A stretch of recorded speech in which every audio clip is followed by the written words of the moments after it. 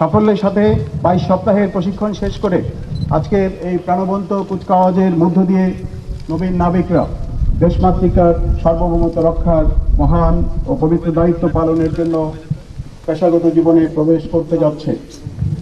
এজন্য আমি তাদের সকলকে জানাই আন্তরিক অভিনন্দন। একই সাথে আজকের শিক্ষা সমাপনী কুচকাওয়াজে উপস্থিত সকল সম্মানিত অতিথিবৃন্দকে জানাই আন্তরিক ধন্যবাদ ও কৃতজ্ঞতা। আপনাদের প্রাণবন্ত উপস্থিতি নবীন নাবিকদেরকে অনুপ্রাণিত করেছে। আজ এই বিশেষ ক্ষণে আমি প্রথমেই গভীর শ্রদ্ধার সাথে স্মরণ করছি মহান স্বাধীনতা যুদ্ধে অংশগ্রহণকারী সকল অকুতোভয় বীর মুক্তিযোদ্ধাদের, বিশেষভাবে নৌবাহিনীর বীরশ্রেষ্ঠ শহীদ রুহুল আমিন সহ শহীদ লেফটেন্যান্ট কমান্ডার মোয়াজ্জেম এবং সকল নৌ সদস্য ও নৌ কমান্ডোদের, যাদের সর্বোচ্চ আত্মত্যাগের বিনিময়ে অর্জিত হয়েছিল আমাদের স্বাধীনতা। আমি সকল শহীদ মুক্তিযোদ্ধাদের আত্মার মাগফিরাত কামনা করছি। প্রিয় সুধী, 1971 সালে বাংলাদেশের স্বাধীনতা যুদ্ধে এক সংকটময় মুহূর্তে বাঙালি নাবিক ও তরুণ মুক্তিযোদ্ধাদের সমন্বয়ে গঠিত হয় নৌ কমান্ডো দল, যারা অপারেশন জ্যাকপট পরিচালনার মাধ্যমে আমাদের কাঙ্ক্ষিত স্বাধীনতা অর্জনে বয়ে আনে অসামান্য সাফল্য। স্বাধীনতা পরবর্তী সময়ে দেশের বিস্তৃত সমুদ্র অঞ্চলে সার্বভৌমত্ব ও সমুদ্র সম্পদ রক্ষায় দুটি টহল জাহাজ পদ্মা ও পলাশ এবং সীমিত সংখ্যক নৌ সদস্যদেরকে নিয়ে যাত্রা শুরু হয় বাংলাদেশ নৌবাহিনী। ঈদ আসবে, সাথে ক্যাশব্যাকও আসবে। নিজের বা প্রিয়জনের জন্য কেনাকাটায় এবারও নগদ পেমেন্টে পাচ্ছেন দারুণ ক্যাশব্যাক। তাই যাই কিনুন, পেমেন্ট করুন নগদে। পরবর্তীতে বিভিন্ন পর্যায়ে সক্ষমতা বৃদ্ধির মাধ্যমে বাংলাদেশ নৌবাহিনী আজ একটি ত্রিমাত্রিক নৌবাহিনী হিসেবে আন্তর্জাতিক পরিমণ্ডলে তার পরিচিতি অর্জন করতে সক্ষম হয়েছে।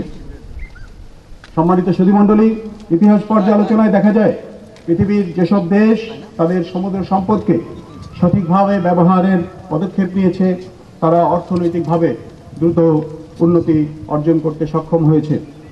আমাদের এই জনবহুল দেশের সার্বিক উন্নয়নে সঙ্গত কারণেই ব্লু ইকোনমি বা সুনীল অর্থনীতির জাতীয় উন্নয়নের কৌশলগত অগ্রাধিকারে স্থান লাভ করেছে।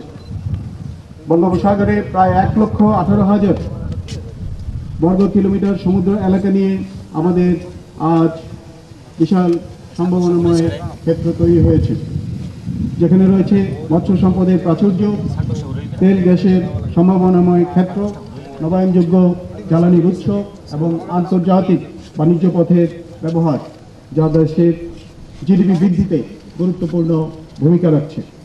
এই সুনীল অর্থনীতিকে বাস্তব উন্নয়নের পথে রূপ দিতে সমুদ্রের নিরাপত্তা রক্ষায় বাংলাদেশ নৌবাহিনী এবং বাংলাদেশ কোস্টগার্ড নিরলসভাবে কাজ করে যাচ্ছে।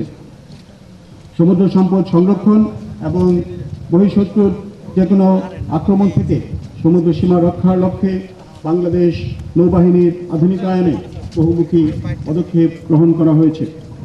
নৌবহরে উল্লেখযোগ্য সংখ্যক যুদ্ধজাহাজ, হেলিকপ্টার, মেরিটাইম পেট্রোল এয়ারক্রাফট সহ আধুনিক যুদ্ধ সরঞ্জাম ও প্রযুক্তি সংযোজন করা হয়েছে।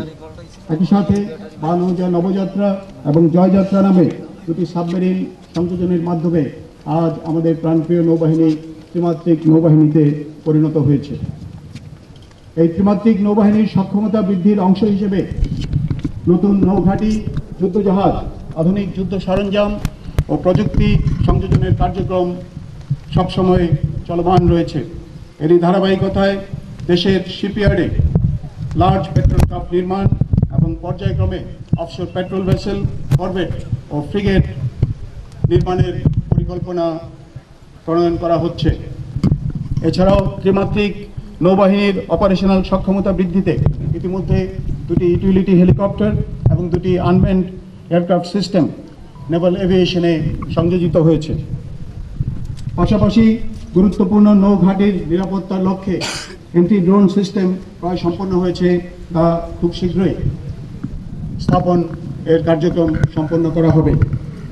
সম্প্রতি হাইড্রোগ্রাফিক সার্ভে পরিচালনার সক্ষমতা বৃদ্ধিতে